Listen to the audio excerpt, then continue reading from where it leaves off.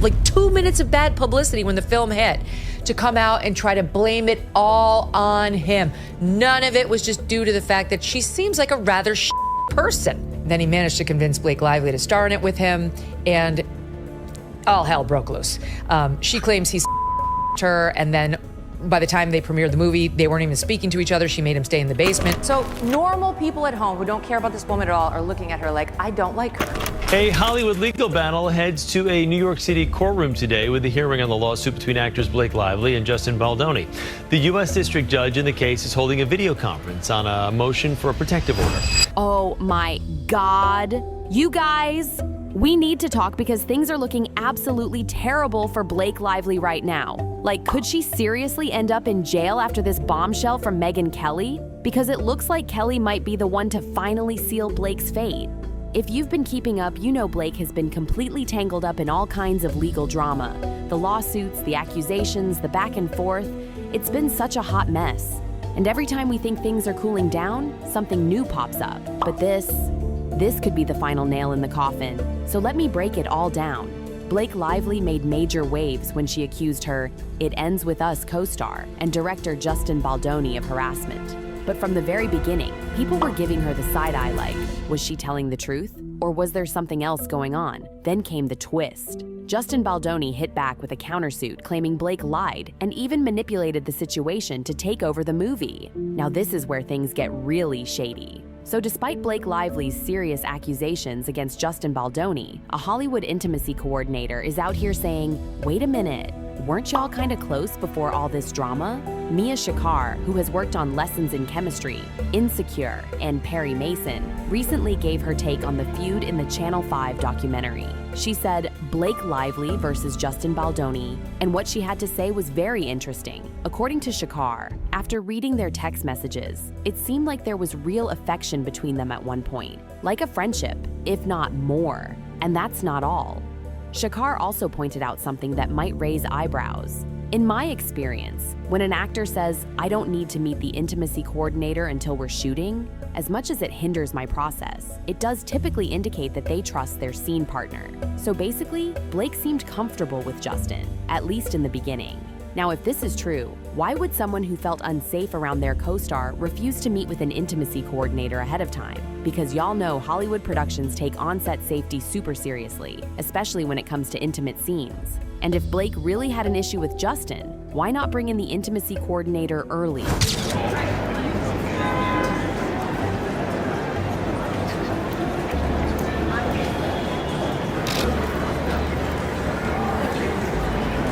Enter Megyn Kelly, who did not hold back when talking about Blake's messy situation on her SiriusXM show. Kelly basically dragged Blake for filth. She called her a serial fraudster and straight up said she was a person who ruined her own brand. And honestly, a lot of people are starting to agree. According to Kelly, every claim Blake has made has been shut down with hard evidence. Text messages, receipts, everything. She even said Baldoni's proof makes Blake's allegations look completely different than how she originally painted them. So now the question is, did Blake Lively completely play herself? Blake Lively is very dissatisfied with virtually everything around her and decides to allege that Justin Baldoni, forgive me, very effeminate, evolved, modern feminist man bun kind of guy, is like this virulent who can't stop one of the biggest stars in Hollywood in front of everybody on the set. I've got questions. I'm not sure why he would do that, whether he'd have the guts to do that, or whether the man bun is the most likely in general. Now let's talk about this so-called secret plan Blake Lively had. Because if this is true, Blake basically admitted at a Forbes Power Women Summit, no less, that she has a secret plan to take over any movie she's cast in. She straight up said that she pretends to just be an actress at first, but once she gets the gig, she starts making demands. Like, imagine hiring someone for one job and then they start running the show out of nowhere. That's wild. Some directors were okay with it, others not so much, and apparently Justin Baldoni was one of the ones who wasn't feeling it at all. Megyn Kelly was not here for Blake's little revelation. On her podcast, she basically said, that's called fraud. And honestly, she might have a point. If Blake was getting hired as an actress but secretly planned to take over the entire production, that's not ambition, that's deception. So she's a serial fraudster. That's called fraud. when you pretend you want to do the one thing and you'll do the thing they're hiring you for, but all along you have secret plans to do something very, very different that's above your pay grade. Kelly also pointed out that Baldoni wasn't a huge name, so he didn't have the power to push back against Blake's takeover. Meanwhile, she allegedly bullied him into letting her make her own version of the movie. Yep, 2 versions of It Ends With Us exist. And guess what? Baldoni's version actually tested better with audiences. But Blake's version is the one that got released. How? Allegedly through threats. According to Baldoni's lawsuit, Blake threatened to pull a Taylor Swift song from the trailer because she apparently had that power, and also boycott the press tour, which would have tanked the film's promo. Like, what? She started to rewrite scenes that nobody had asked her to rewrite. What? That's just wild to me. Now, this is where things go from messy to downright delusional, because instead of taking accountability, Blake allegedly tried to blame Baldoni for her PR nightmare. According to Megyn Kelly, Blake actually had the nerve to act like her 2 minutes of bad publicity were all Baldoni's fault. Kelly was not buying it, saying none of it was just due to the fact that she seems like a rather messy person. Y'all, the shade. Let's be real.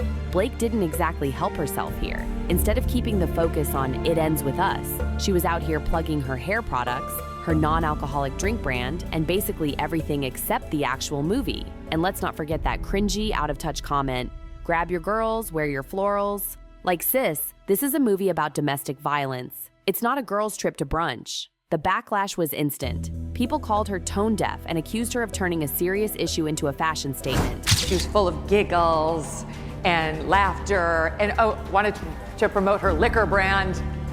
Nothing says domestic like a bottle of tequila. What?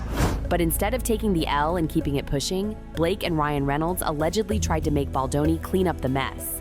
According to reports, Blake and Ryan actually drafted a public apology and wanted Baldoni and his production company, Wayfarer Studios, to release it as if they were the ones responsible for Blake's PR disaster. And of course, Baldoni's team was like, absolutely not. Make it make sense. How is this his problem? Now, people don't usually agree with Megyn Kelly on much, but honey, she might be onto something here. On her podcast, Kelly went all in, even comparing Blake Lively to Amber Heard. And y'all know that's not a comparison you want right now. Kelly said, she does appear like an Amber Heard to me. And let's not forget, Amber Heard's defamation trial in 2022 was one of the biggest celebrity downfalls ever. She lost millions after the court ruled she had defamed Johnny Depp. So for Kelly to even put Blake in that same conversation, yikes. And let's not forget, Justin Baldoni isn't just suing for damages, he's coming for everything. He's asking for $400 million in damages. He's accusing Blake, Ryan Reynolds, and their teams of spreading false edited information to ruin his reputation. He's even suing the New York Times for libel, claiming they cherry-picked text messages to make Blake's case look stronger. And now Baldoni has taken matters into his own hands. He's launched a website where he's posting allegedly unedited text messages so the public can see the full story. And from what we've seen so far, the receipts are not looking good for Blake. The messages Baldoni has leaked have poked massive holes in Blake's harassment claims, and her own words about her secret plan to take over movies are making it even harder for people to believe she was a victim in all of this. So at this point, the question isn't just, is Blake Lively lying? It's, how bad is this about to get for her? Because if Baldoni wins this lawsuit, Blake and Ryan could be out millions, and her reputation might never recover. And if any of these claims cross into criminal territory, well, that's when things get real. First and foremost, Blake Lively and Ryan Reynolds have hired former CIA agents with a proven track record of lying to the public, gaslighting the public, to help her with PR. Now let's break this down real quick. Shapiro is not your average PR rep. This man isn't some Hollywood fixer who smooths out bad headlines. He's a serious player with government ties, national security experience, and crisis management expertise at the highest levels. Like, why is a counterterrorism expert handling Blake Lively's PR unless she knows that whatever is coming next could be way bigger than just a defamation lawsuit? It is Blake Lively and Justin Baldoni Day. Finally. I've been teasing that all week, and let me just say to all of the women out there that are watching, no matter what you do in life, you never, ever, ever go full Amber Heard. Her YouTube videos and TikToks on the topic have racked up over 130 million views. Yes, million. People who didn't even know who she was before are suddenly tuning in just for this drama. She even went as far as to predict that this case will be bigger than Johnny Depp versus Amber Heard, which is a huge statement. And we have to compartmentalize. Blake Lively is not a good person. So no matter what happens in this lawsuit, no matter who wins in the end, do not let it distract you from the fact that she has proven herself not to be a kind person, okay?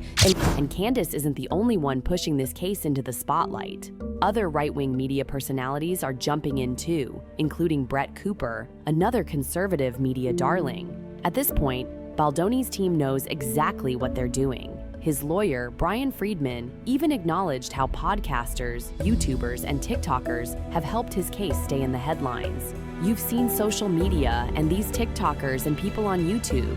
They're amazing, he said. And he's right, because the pro-Baldoni narrative is spreading like wildfire. Now let's be real. Celebrities rarely see a jail cell even when things should land them behind bars. But if Megyn Kelly is right and Blake really did manipulate things this badly, she could be looking at some serious legal consequences. Fraud, defamation, contract violations. This could get UGLY. Right now, the court cases are still unfolding, but if Baldoni's countersuit holds weight, Blake could be in way deeper trouble than she thought. And if any of this turns criminal, it might not just be her brand that's ruined, it might be her freedom. This whole situation is messy, messy, messy. Blake Lively's reputation is hanging by a thread, and Megyn Kelly just made sure everyone knows it. So what do y'all think? Is Blake Lively finished? Did she do all this to herself? Or is Megyn Kelly just stirring the pot? Sound off in the comments, and don't forget to like and subscribe for more developing stories.